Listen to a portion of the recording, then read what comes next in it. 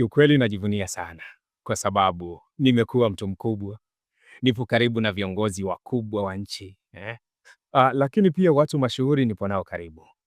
Na hapa nazungumza na wewe, kesho nina safari ya kwenda South Africa kufanya miujiza. Sio South Africa tu. Wewe sasa hivi ni mtu mkubwa duniani kote. Dunia nzima inakufahamu na inajua nini unakifanya. Umekuwa mtu mkubwa. Hongera. Lakini baba yangu wa kiroho na wazee wangu wa kanisa wa zamani wote wamenitenga kwa sasa. Forget about that. Unawaza kuhusu baba wa kiroho kwa ukubwa unaokuwa nao? Serious. Wewe ni mtu mkubwa sasa hivi. Unaweza kufanya chochote na wakati wowote. Unaweza kukutana na mtu yoyote. Tazama heshima ambayo umekuwa nayo eh?